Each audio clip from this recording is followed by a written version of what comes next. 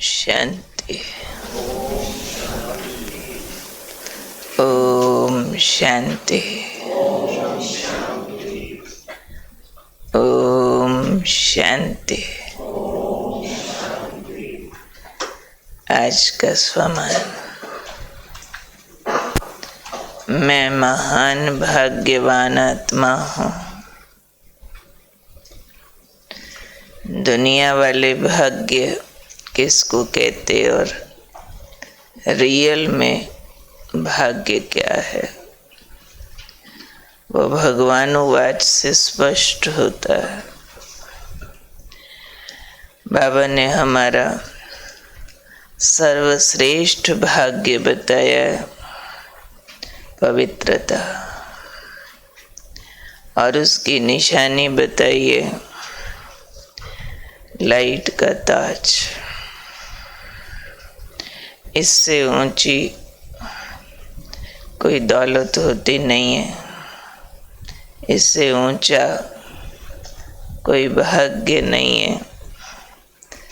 बाबा ने कहा आपके लाइट के ताज के आगे तो रतन जड़ित ताज भी कुछ नहीं है।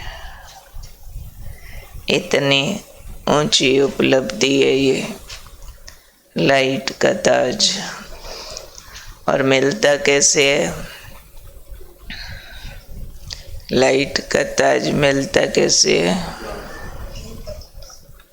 ये है निशानी पवित्रता की। और मिलता कैसे है? बाबा कहते मैं संगम युग पे आपको बर्थडे गिफ्ट में दे देता। इतना आसानी से मिलता है। क्यों?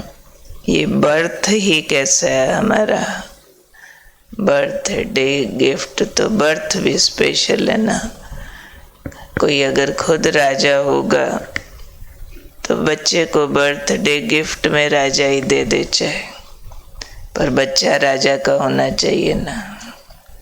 अब कोई गरीब के घर पैदा हुआ और बर्थडे गिफ्ट राजा ही मिले, वो तो नहीं होता ना। तो हमारा बाप पवित्रता का सागर है।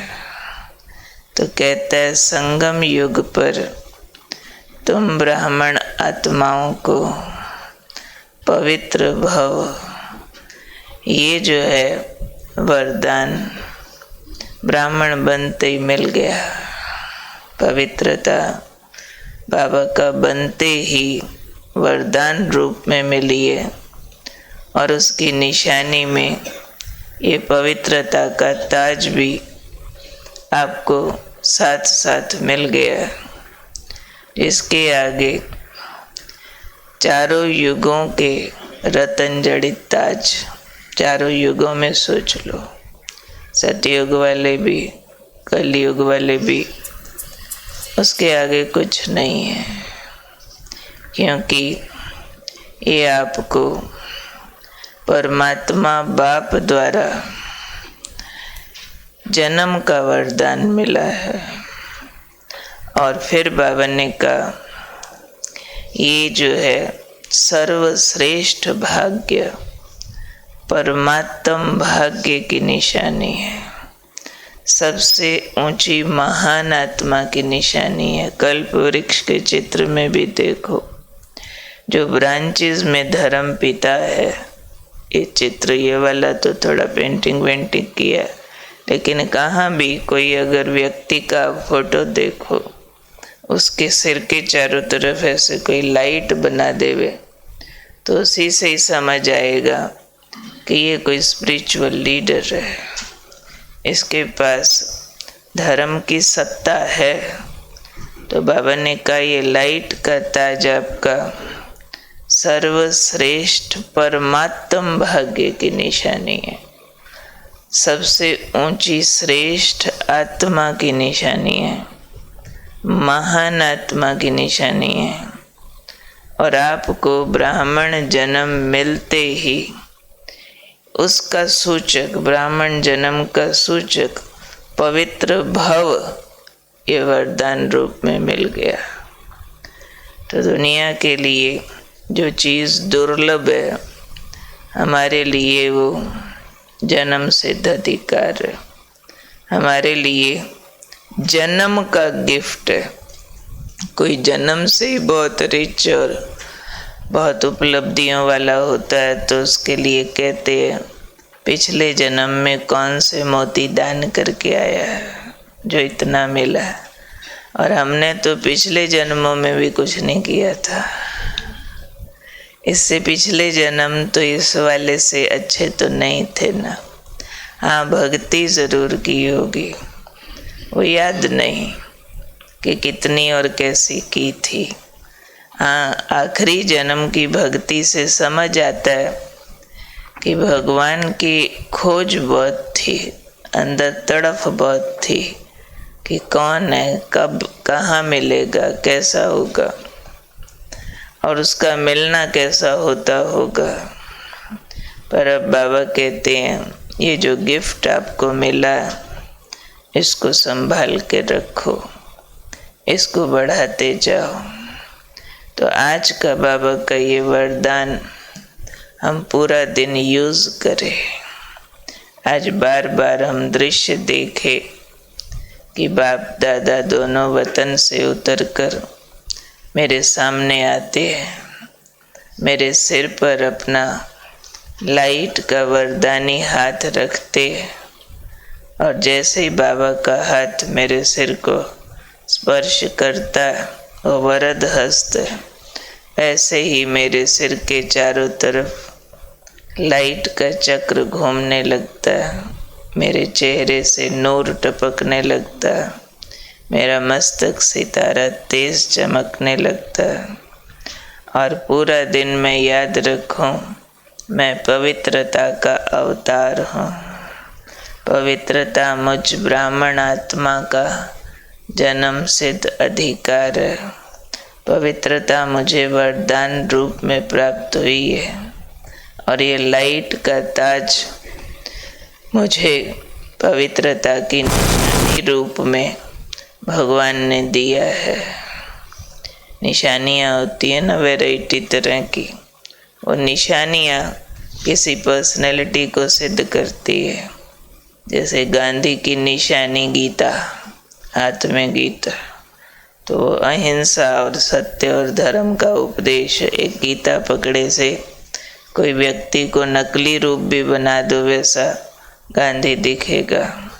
मुरली दिखा दो कृष्ण समझ आ जाएगा, धनुष बाण दिखा दो राम, ऐसे साइन है ना। तो हमारा साइन है फिर लाइट का ताज। किस चीज़ का साइन है? हमारी संगम युगी बिल्कुल बेदाग पवित्रता का, एकदम ट्रांसपेरेंट, इनोसेंटली प्योर, ये उसकी निशानी है। तो उस निशानी को हमने बहुत अच्छे से संभाल के रखना।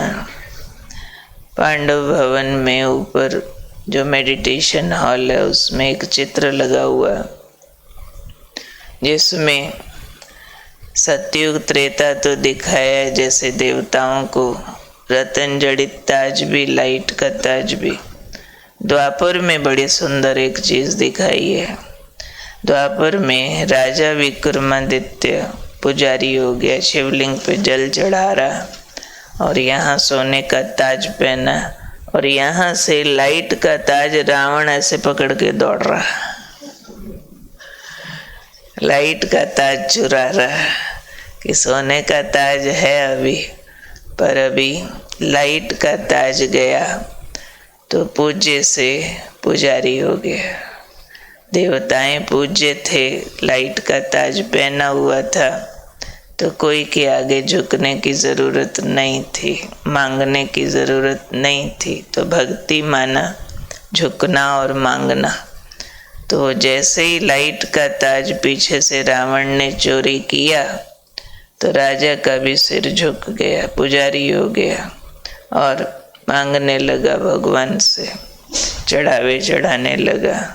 तो अभी हम फिर से वो प्रोसेस चालू कर रहे हैं, पुजारी से पूज्य।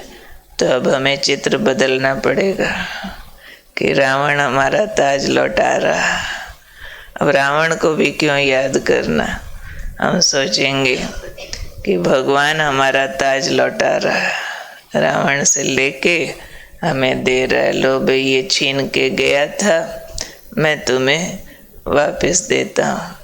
तो हमारा लाइट का ताज वापस मिलता, तो फिर से हम पुजारी से पूज्य बनने लगते। तो मैं, हाँ जी, रावण घुटनों के बल बैठ के वापस कर रहा है, या सोचो रावण से लेके मेरा बाबा मेरे को दे रहा है। हाँ जी, उसी से लेके देगा। बाबा को तो वो सहज भाव दे देगा ना, डरता बहुत बाबा से, तो हमारे से लड़ाई कर सकता थोड़ी सी, तो बाबा से लेंगे तो लड़ाई खत्म। चलो अभी मम्मा का आवाज़ सुनते हैं। तो हमारा आज का वरदान है, मैं महान भाग्यशाली संपूर्ण पवित्र आत्मा हूँ, लाइट के ताजधारी हूँ, पवित्रता का अवतार हूँ, पवित्रता मेरा जन्मसिद्ध अधिकार है। ठीक है, अब सुनते हैं माँ की आवाज़।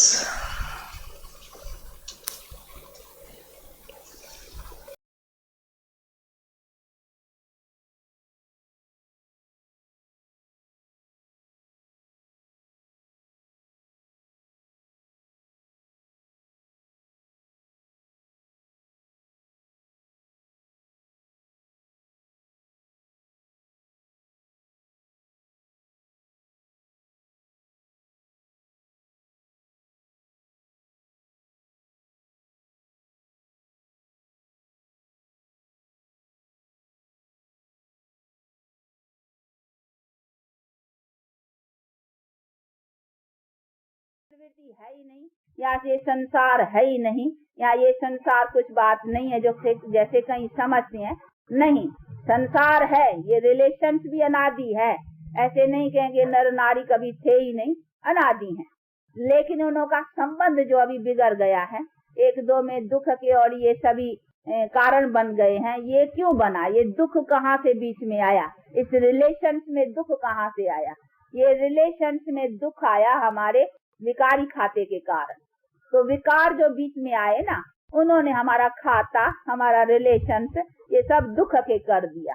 इसीलिए बाप कहते हैं इनको बीच से निकालो। जिस चीज ने तुम्हारे इसमें दुख पैदा किया है, तो दुख पैदा करने वाली जो चीज है ना, उनका नाश करो। तो ये कोई मैंने नहीं पैदा किया, ये तो तुम्हारे विकारों ने पैदा किया कि विकारों के कारण तुम्हारे रिलेशन, तुम्हारे कर्म का खाता जो है ना, वो सारा दुख का हो गया है। इसीलिए अभी इस चीज को निकालो, तो फिर तुम्हारा सब सुख का हो जाएगा। परंतु निकले कैसे, बात है कि निकले कैसे। इसीलिए कहते हैं अभी मेरे से अपना रिलेशन जो, तो ताकत मिलेगी। उसके लिए चाहिए बड़े उसका पावर, शक्ति। तो मेरे पावर से अथवा मेरे बल से ही तुम्हारे पाप जो है ना, अथवा विकार जो है, जो पाप बनाता है, ये कहीं नहीं समझते हैं कि विकारों से ही पाप बनता है। पाप कहाँ से बनता है और पाप का नतीजा ही दुख है, ये तो भले कहीं समझते भी है कि भाई पाप के कारण पाप मत करो ये, लेकिन पाप होता कहाँ से है, उनका भी तो पता होना चाहिए कि पाप कौन कराता है। अभी पाप कराते हैं ये विकार कि मोहवश, ये भी पाप है, क्रोधवश ये भी पाप है, लोभवश, ये तो 5 विकार हैं, यही तो पाप बनाते हैं। इन विकारों से जो हम कर्म करते हैं वो पाप के नतीजे में जाता है। इसीलिए बाप कहते हैं कि अभी इसको पाप न बनाओ, तुम्हारा पाप न बने, तो उसके कारण ये विकारों को नष्ट करो। तो वो बैठ कर करके इस चीज की रोशनी देते हैं कि यही कारण है। अभी इसी कारण को मिटाने से फिर तुम्हारे रिलेशन, तुम्हारे संबंध सदा सुख के होंगे। तो वो चीज बैठ कर करके समझा भी, उसके लिए रोशनी देगा ना। ये रोशनी है ना, अभी पता चलता है ना कि भाई किससे हमको दुख मिला है। तो जो दुख की देने वाली चीज है उसको तो जल्दी से खत्म कर। उसके लिए थोड़ी ऐसा कहना चाहिए आस्ते आस्ते धीरे धीरे पुरुषार्थ करेंगे ना, थोड़ा थोड़ा कर करके नहीं, जल्दी कैसा होगा, ऐसा थोड़ी है भाई। दो दुख दे रहा है चीज, उसके लिए देखो अभी आप डॉक्टर के पास जाते हो, कोई बीमारी दुख होता है, कहते हैं डॉक्टर भाई इलाज करके उसको तो आप जल्दी से चाहेंगे ना, तो कैसे भी वो चीज ठीक हो जाए। उसको थोड़ी कहेंगे आस्ते आस्ते, धीरे धीरे, हाँ थोड़ा थोड़ा करके। नहीं, जब अभी पता चला है किसी के कारण दुख है तो उसमें काहे के लिए कहते हो आस्ते आस्ते? है क्यों कि वो चीज आपको बहुत प्रिय लग गई है ना, वो विकार बहुत काल के चले होने के कारण वो अभी छूटना, तो उसमें कहते आस्ते आस्ते। परंतु यही तो चीज है जिसने हमको देखो हमारे अनेक जन्मों से हमको दुखी किया है, तो दुख वाली चीज को तो झट से काट फेंक देना चाहिए ना, जब ही पता चला है। और ऐसी भी नहीं चीज है जिससे कोई हमारा काम नहीं चले। क्या क्रोध के बिना काम नहीं चलेगा मुनीलाल? लोभ के बिना काम, कई समझते हैं लोभ नहीं करेंगे तो फिर हम कमाएंगे कैसे? कई समझते हैं मोह नहीं करेंगे तो बच्चे कैसे संभालेंगे? कई समझते हैं क्रोध नहीं करेंगे तो आज की दुनिया में काम कैसा चलेगा? इसीलिए समझते हैं ये सब। और काम के बिना फिर बच्चे संतान कैसा पैदा होगा? वो समझते हैं भगवान का पैदा करने का काम, भगवान के चलाने का काम इसी सभी विकारों से ही चलने का है। इसीलिए समझते हैं ये विकारी सत्ता है, परंतु नहीं, ये विकारी है जिससे तो हम गिरे हैं।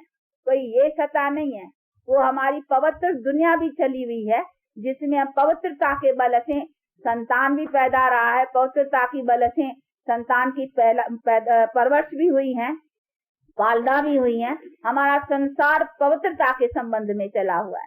तो ऐसे नहीं कहेंगे कि हाँ पवित्रता के बिना संसार कैसा चलेगा।